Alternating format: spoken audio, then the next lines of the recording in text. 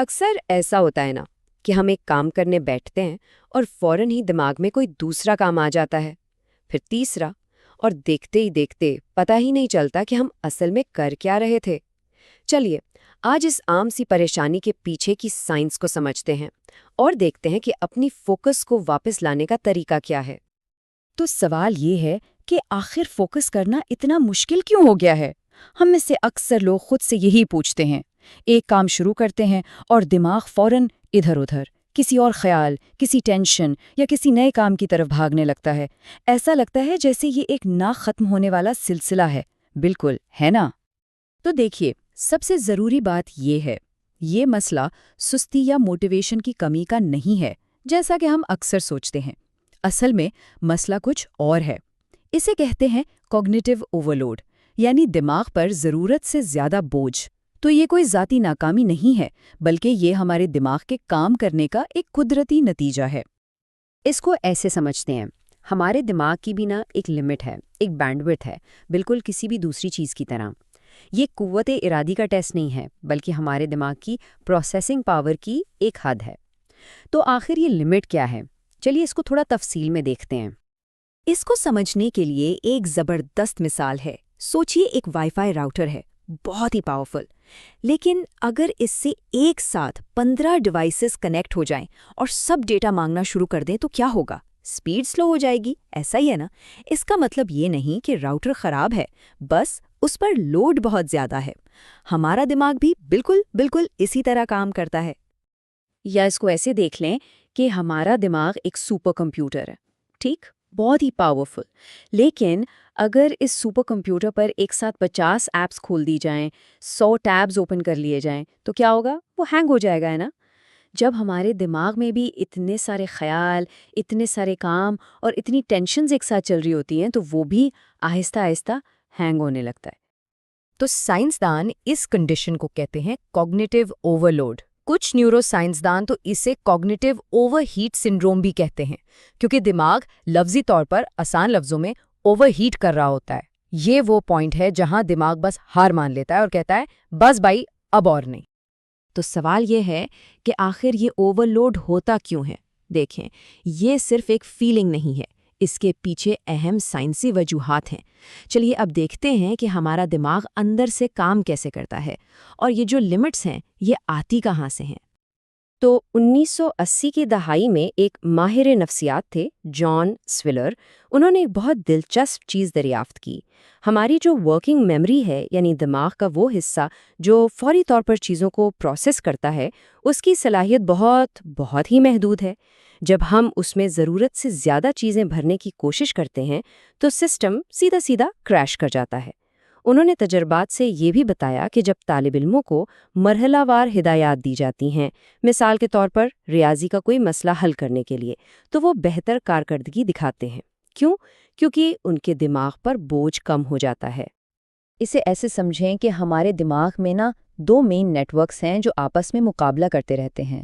ایک ہے default mood net work, یہ تب آن ہوتا ہے جب ہم آرام کر رہے ہوتے ہیں، دن میں خواب دیکھ رہے ہوتے ہیں یا منصوبہ بندی کر رہے ہوتے ہیں۔ دوسرا ہے ٹاسک پازیٹیو نیٹ ورک، یہ تب آن ہوتا ہے جب ہم کسی کام پر توجہ دے رہے ہوتے ہیں۔ اب مسئلہ تب شروع ہوتا ہے جب یہ دونوں نیٹ ورکس ایک ہی وقت پر آن ہونے کی کوشش کرتے ہیں۔ اس سے دماغ میں ایک قسم کا ٹریفک جام لگ جاتا ہے، اور اس کا نتیجہ ہم تھکا ہوا اور بالکل غیر مرکوز محسوس کرتے ہیں۔ ٹھیک ہے، تو اب ہمیں مسئلہ بھی سمجھ آ گیا اور اس کے پیچھے کی سائنس بھی۔ تو اب اس کا حل کیا ہے؟ اچھی خبر یہ ہے کہ اس کا ایک بہت واضح اور عملی حل ہے۔ اسے کہتے ہیں دی انبرڈنڈ مائنڈ پروٹوکول۔ یہ ایک سادہ سا 3 مراحل کا پروٹوکول ہے۔ اس کا مقصد دماغ سے بوجھ کم کرنا اور وضاحت واپس لانا ہے۔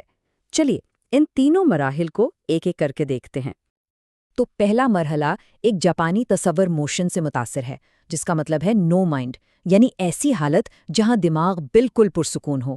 شوڈو، جو کہ جاپانی خطاطی ہے، اس کے لیے بھی ایسی ہی مکمل توجہ چاہیے ہوتی ہے۔ بالکل اسی طرح شوڈو برین ڈمپ کا مقصد بھی یہی ہے کہ دماغ کے اندر کا سارا شور باہر نکال دیا جائے۔ اور اس کو کرنے کا طریقہ بہت آسان ہے، بس ایک قلم اور کاغذ لیں اور دماغ میں جو کچھ بھی چل رہا ہے، ہر چھوٹا کام، ہر بڑی ٹینشن، ہر ادھورا خیال، सब कुछ लिखना शुरू कर दें। ये मत सोचें कि अजीब लग रहा है या इसकी कोई तरतीब नहीं है। मकसद ये नहीं है कि एक बेहतरीन फहरिस्त बनानी है। मकसद सिर्फ दिमाग को खाली करना है ताकि हमारी ज़हनी रैम साफ हो जाए। अच्छा, तो अब जब सारा कुछ दिमाग से निकलकर कागज़ पर आ गया है, अब अगला मरहला है इस सब को प्रोसेस करना। यही वो स्टेज है जहां हम इस सारे बिखरे हुए सामान को तरतीब देंगे। तो अब इस फहरिस्त को देखें और हर एक चीज़ के बारे में फैसला करें। हर चीज़ के लिए 4 ऑप्शंस हैं। पहला, अगर कोई काम 2 मिनट से कम का है तो उसे फौरन ही कर डालें। दूसरा, अगर उसमें वक्त लगेगा तो उसे अपने कैलेंडर में शेड्यूल कर लें। तीसरा, अगर वो काम कोई और कर सकता है तो उसको तफवीज़ कर दें। और चौथा, अगर वो काम बिल्कुल ही बेकार है तो उसे फहरिस्त से हज़फ कर दें। आसान। और ये तरीका इतना मौसर इसलिए है क्योंकि ये ज़ीगार्निक असर का मुकाबला करता है। ये क्या है? ये एक नफ्सियाती रुझान है जिसकी वजह से हमारा दिमाग अधूरे कामों को बार बार याद करता रहता है, जैसे वो ईमेल जिसका जवाब देना था। और इससे एक पस मंज़र का तनाव बनता है। जब हम इन कामों के लिए एक मंसूबा बना लेते हैं तो हम अपने दिमाग को इशारा देते हैं कि ठीक है, इसका इंतज़ाम हो गया है, और इससे दिमाग का शोर खुद ब खुद कम हो जाता है। चलिए, अब दिमाग साफ है, मंसूबा भी तैयार है, तो अब वक्त है अमल का। ये आखिरी मरहला उन कामों पर तवज्जो देने के बारे में है जो सच में ज़रूरी हैं। और ये फ्लो स्प्रिंट करने का एक बहुत ही ज़बरदस्त तरीका है, पोमोडोरो तकनीक। एक काम मुंतखब करें, 25 मिनट का टाइमर सेट करें और इन 25 मिनटों में बस उसी एक काम पर तवज्जो दें। कोई मल्टीटास्किंग नहीं, कोई फ़ोन नोटिफिकेशंस नहीं, सिर्फ गहरा मुरकूज़ काम। तो जब इस प्रोटोकॉल पर अमल करना शुरू किया जाता है तो होता क्या है? नताइज काफ़ी ताकतवर हो सकते हैं। दिमाग की उलझन आहिस्ता आहिस्ता ज़हनी सुकून में बदलने लगती है। और ये सिर्फ एक एहसास नहीं है, इसके पीछे डेटा है। हार्वर्ड की एक तहकीक के मुताबिक सिर्फ 2 हफ्ते इस तरह काम करने से इल्मी कारकर्दगी में 37% तक का इजाफा हो सकता है। यानी आप अपने दिमाग की ताकत का 1/3 से ज़्यादा हिस्सा वापस हासिल कर सकते हैं।